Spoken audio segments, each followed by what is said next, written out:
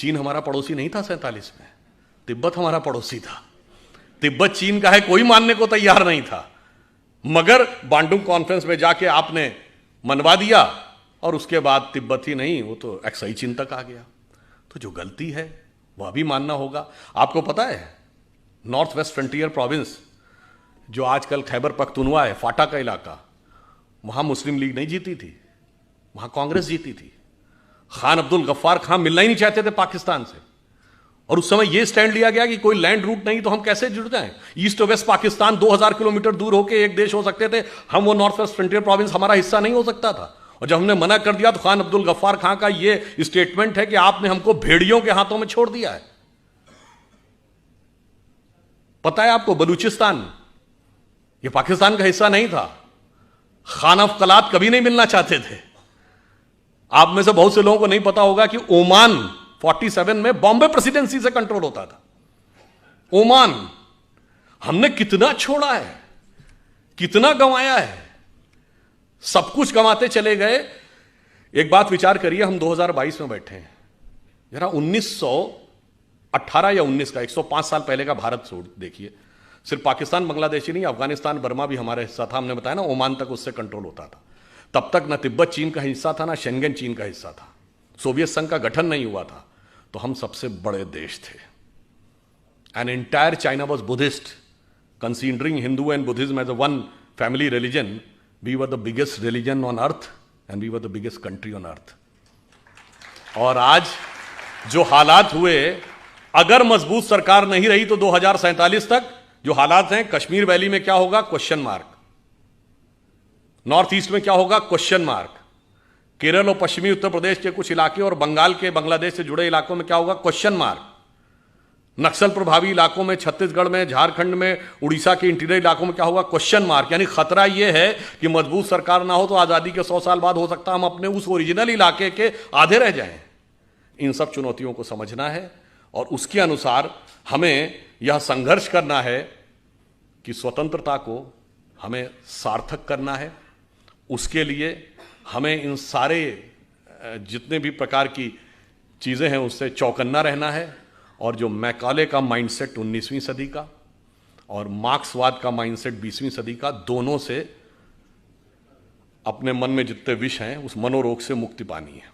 और जो अभी कहा गया था कि 21वीं सदी हमारी होगी, तो मैं बताना चाहता हूं कि 1 जनवरी 1901 को जब इस देश में सूरज उगा तो पूरे देश में किसकी सरकार थी, अंग्रेज की। 1 जनवरी 1951 को पूरे देश में किसकी सरकार थी, कांग्रेस की।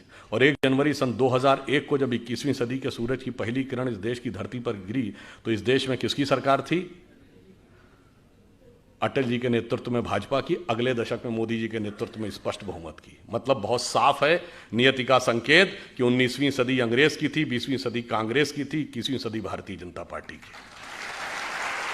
तो 21वीं सदी हमारी है, हमारी उस विचार की है। इसलिए अब हम आगे बढ़ें और मन में यह पूरा कॉन्फिडेंस रखें कि अगला वक्त हमारा ही आने वाला है। और ये सिर्फ देश के अंदर नहीं, बस एक पंक्ति कहकर बात समाप्त करता हूं। देखिए, दुनिया का आप पूरा देख लीजिए। एक दौर में 2500 साल पहले हम दुनिया के पावर सेंटर थे, economic, intellectual and military power centre. जब वो खत्म हुआ, भारत का डाउनफॉल हुआ, तो सेंटर कहाँ गया, king Darius of Persia, Iran की तरफ चला गया।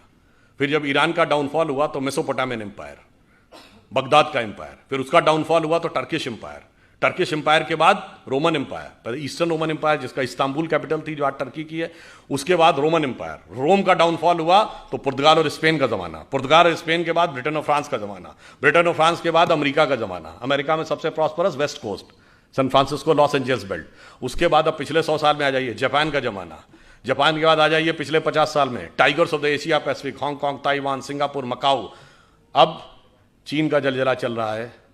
तो अगला मुकाम क्या है, इसमें कोई संदेह मत रखिएगा कि अगला मुकाम हमारा आने वाला है। और हम यदि दुनिया में आगे बढ़ेंगे तो we are not there to dominate the world, we are there to motivate the world.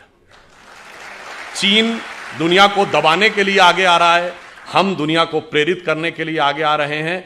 और इसीलिए हम वर्ल्ड की सुपर पावर नहीं बनना चाहते, हम जगत गुरु बनना चाहते हैं। क्योंकि पावरफुल व्यक्ति के बगल में खड़े होकर अक्सर आप संकोच, ठिठका, कहीं कहीं दबा हुआ महसूस कर सकते हैं। परंतु गुरु के बगल में खड़े होकर आप आनंदित, आह्लादित और उन्नत महसूस करते हैं, और जिसकी झलक योग दिवस के रूप में दिखाई पड़ने लगी है कि हम राष्ट्र से लेकर व्यक्ति तक को मोटिवेट करने की क्षमता रखते हैं। और फाइनली एक बात और कह दूं, ये प्रेरणा हमें कहां से मिलती है? आज आप देखिए, चाइना ताइवान के ऊपर डोमिनेट करना चाह रहा है, तो रशिया यूक्रेन के ऊपर डोमिनेट करना चाह रहा है, तो पूरी दुनिया की जियोपॉलिटिक्स इस पे चल रही है, एनेक्सेशन, सब्जुगेशन एंड डोमिनेशन। यानी या तो कंट्री को मिला लो, पिछले 100 सालों में हुआ ना, या फिर सब्जुगेट कर लो, उसको किसी ट्रीटी का हिस्सा बना लो, यानी इनडायरेक्टली अपना शासन कर लो, या डोमिनेट कर लो, एक कॉन्ट्रैक्ट कर लो ताकि वो सरकार वहीं रहे मगर वो आपका कंट्रोल रहे। परंतु हम इन तीनों में से किसी में विश्वास नहीं करते। क्यों? जब भगवान राम ने लंका पर विजय प्राप्त की तो क्या उसका एनेक्सेशन किया? नहीं। वहां कोई अपना डिप्टी या वाइसराय अपॉइंट किया, यानी सब्जुगेशन किया? नहीं। वहां से कोई कॉन्ट्रैक्ट साइन कराया, यानी डोमिनेशन किया? नहीं। मूल्यों को स्थापित किया और सह अस्तित्व का विचार दिया। इसीलिए we are the only country in the world we never went for invasion, and if somebody consider Hinduism as a religion, we never went for conversion, because we are having no concept of conversion. और पूरी दुनिया में आग लगी हुई है इसी वजह से। इसलिए अगर 21वीं सदी में विश्व का उदय होना है तो वो सिर्फ हम ही दे सकते हैं, और हमारे अंदर ही वो क्षमता है। अटल जी की कविता की यह पंक्ति, उस विचार जिसे सांप्रदायिक कह के बहुत लांछित किया जाता है, वो सिर्फ हमारी उन्नति के लिए अमृतकाल जरूरी नहीं है। जब 2047 में हम उस पीक के ऊपर बैठे होंगे, उस समय हम दुनिया को क्या दे रहे होंगे? उनकी प्रख्यात कविता जो पुराने लोगों को याद होगी, हिंदू तन मन हिंदू जीवन, रग रग हिंदू मेरा परिचय।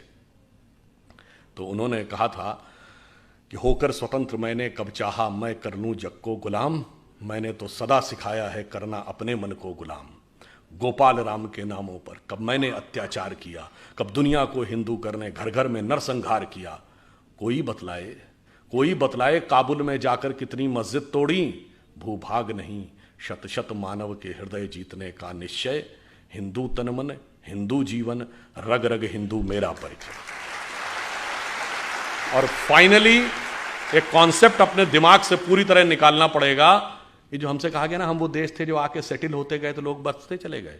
सरजमीने हिंद पर अक़वाम आलम के फिराक, काफिले बसते गए हिंदोस्तां बनता गया। ये हम सराय नहीं थे कि आके सेटल होते गए, हम वो थे जहां ज्ञान का पहला उदय हुआ और पूरे विश्व को हमने संदेश दिया। इसलिए हमारा राष्ट्रवाद क्या है? हिमालय के आंगन में प्रथम उसे किरणों का दे उपहार, उषा ने हंस अभिनंदन किया और पहनाया हीरक हार।